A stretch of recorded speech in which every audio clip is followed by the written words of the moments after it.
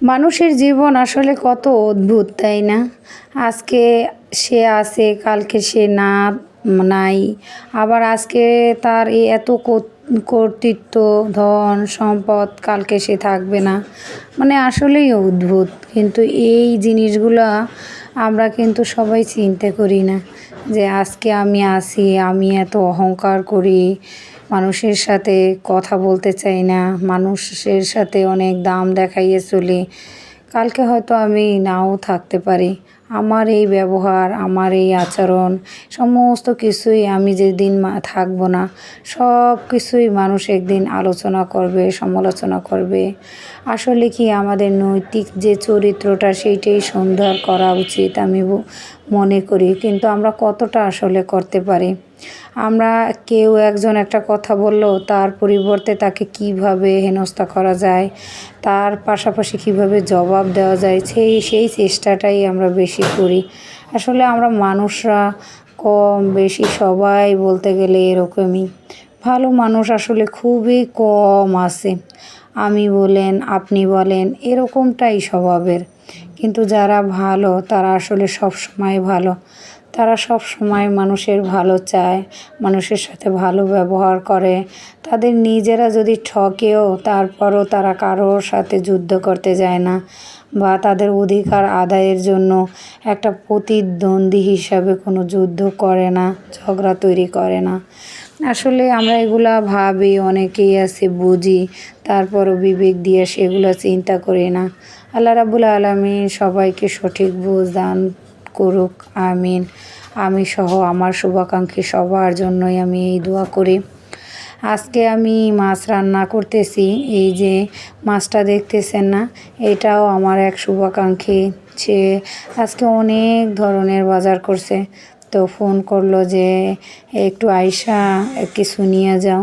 তো আমি প্রথমে বুঝতে পারি নাই, আমি মনে করছিলাম হয়তো সে আমাকে নিয়ে কোথাও যাবে। তো যখন গেলাম তখন দেখলাম সে মাছ, তারপরে মুরগি, মানে ডেলি সব দিয়ে কাটাই নিয়ে আসছে। সেগুলা কিছু কিছু সে রাখছে, আমাকে দিছে। তো শুকুর আলহামদুলিল্লাহ। আমি যে মানুষের ভালোবাসা পাচ্ছি, কিংবা আমারও যে শুভাকাঙ্ক্ষী আছে, বা কেউ আমারও খোঁজ খবর নেয় সকাল হইলে কিংবা বিকাল হইলে, এটাই শুকুর আলহামদুলিল্লাহ। আমি সব সময় চাই নিজেকে পরিবর্তন করতে, বা কারোর কষ্টের কারণ না হইতে। কিন্তু তারপরও মাঝে মধ্যে হয়ে যায়। আমি তাদের কাছে ক্ষমা প্রার্থী। সবসময় আমি চাই যে না, কেউ যদি আমাকে ঠগাইতেও চায়, আমার কোনো জিনিস সে নিয়েও যাইতে চায়, তারপর যদি সে মনে করে আমি এগুলো কিছুই বুঝি না বা আমি জানি না, তাহলেও আমি মনে করি যে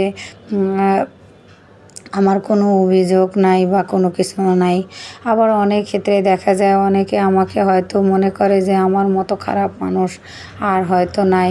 আমি কাউকে কিছু দিতে পারি না, কারোর কোনো জিনিস মানে খেয়াল করি না, কারোর হক আদায় করি না, বা কারোর কোনো জিনিস নিয়ে আমি মাথা ব্যথা নাই।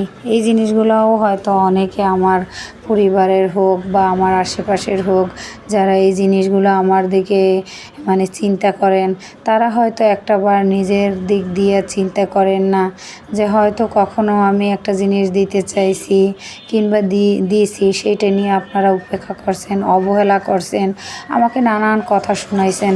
তারপর হয়তো আজকে আমি নিজে থেকেই ভিতর থেকে মরে গেছি যে না, যে জিনিসগুলো দিলে তারা পছন্দ করে না, এটা নিয়ে কথা শোনায়, আমি কখনো তাদেরকে দিতে পারি না।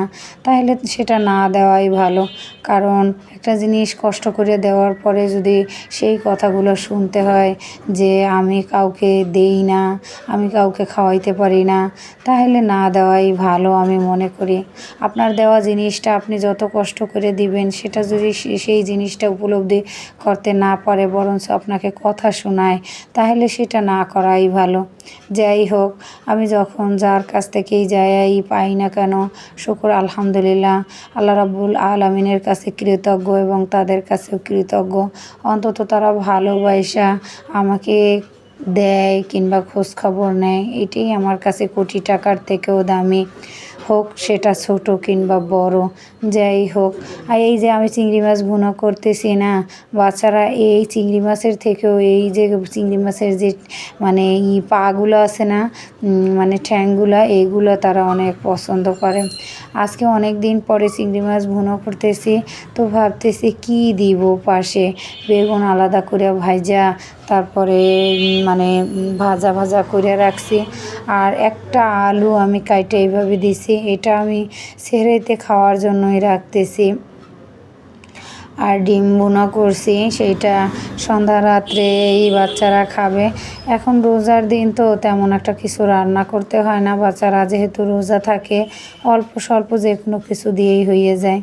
আর আরেকটা জিনিস সবচেয়ে আমার বেশি ভালো লাগে যে রান্না বাড়ার তেমন একটা প্যারা করতে হয় না, বাচ্চারা অল্পতেই তারা সন্তুষ্ট।